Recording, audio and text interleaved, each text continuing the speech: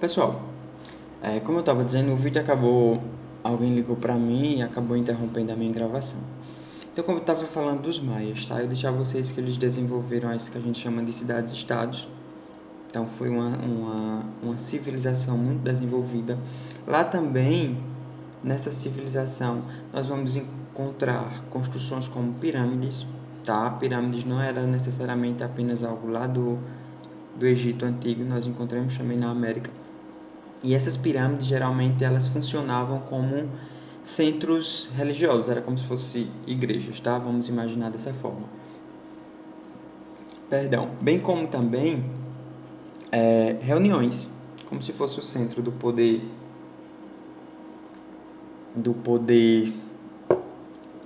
executivo, vamos dizer assim, dos governantes, pronto, dos governantes. É a melhor forma de falar, tá? Então, sempre pensem nos maias, associando às cidades-estados, essa questão de ser uma civilização muito bem desenvolvida, tá? Tinham várias práticas, como eu já disse a vocês, de cultivo da agricultura, principalmente o cultivo do milho. Eles desenvolveram técnicas de conhecimento altamente especializados na área como engenharia, matemática, astronomia, escultura, na cerâmica e na escrita. Então, assim, é uma civilização fantástica. É por isso que, assim como os outros, os maias, eles acabaram ganhando essa nomenclatura de serem um dos povos pré-colombianos mais importantes. A escrita maia era composta por símbolos. Esses símbolos eram chamados de hieróglifos, tá? Hieróglifos. Hoje nós temos a nossa forma de escrita através do alfabeto, tá, gente?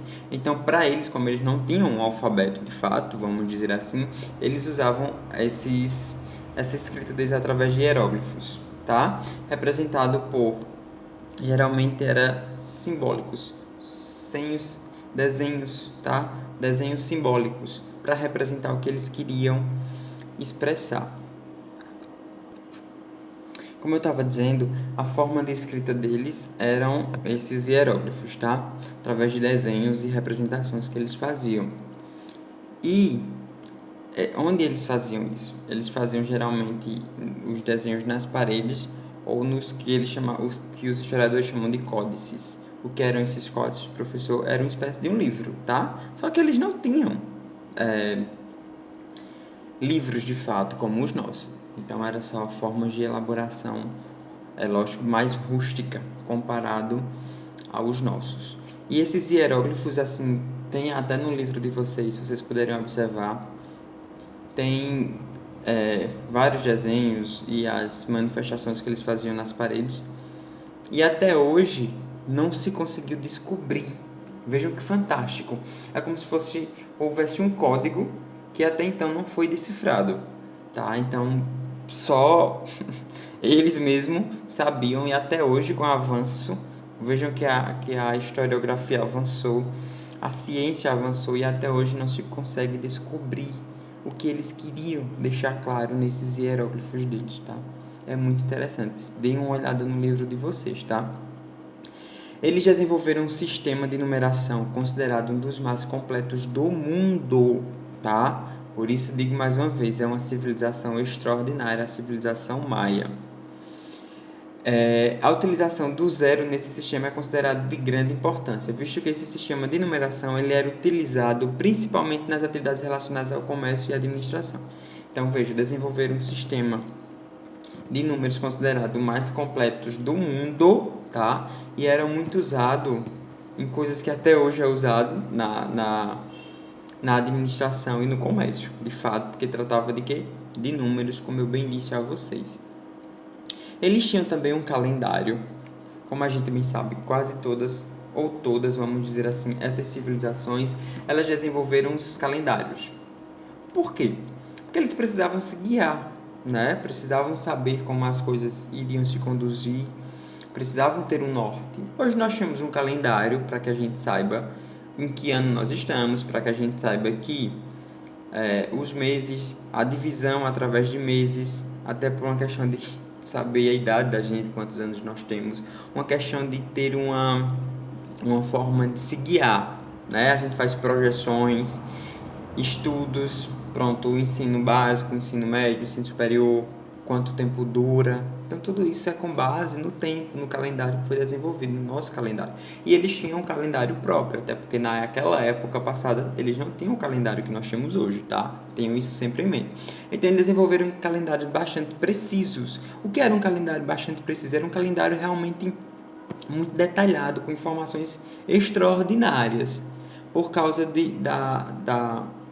esse desenvolvimento desse calendário extraordinário é porque eles fizeram com base nos astros. Até hoje tem pessoas que seguiam pela lua, questão de lua nova, lua cheia e tudo mais, para saber, por exemplo, isso já é comprovado, a questão do nível do mar com relação às fases da lua.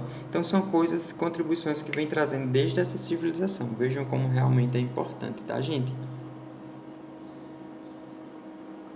Eles tinham um calendário, como eu disse a vocês. O Rabi era composto de 12 meses e de 20 dias. Ainda bem que diminuiu, o nosso tem só 12, né? Já pensou se nós tivéssemos 18 meses no ano? Que triste.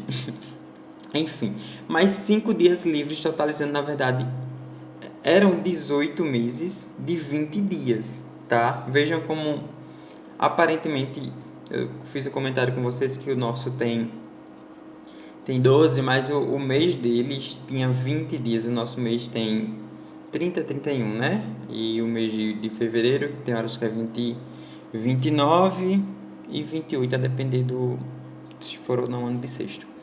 Então, de qualquer forma, os dias para eles também totalizavam 365 dias. Vejam que coincidência, o nosso calendário hoje tem 365 dias e 6 horas, como a gente bem sabe. O ano completo tem 365 dias e 6 horas. Aí essas 6 horas, já vou falar um pouquinho de geografia. Essas 6 horas que sobram no final do ano, elas somam, tá? 6, 6, 6 e 6. E em 4 anos nós temos um dia a mais no mês de fevereiro, que é chamado ano bissexto. São 24 horas dado por essas 6 horas que sobrou em cada um desses 4 anos. Interessante, nunca esqueci isso, tá vendo? Não sou bom em geografia. Então, queridos, era utilizado principalmente para determinar eventos astronômicos, como os equinócios e os solstícios de verão, que são algumas fases que às vezes a gente consegue observar.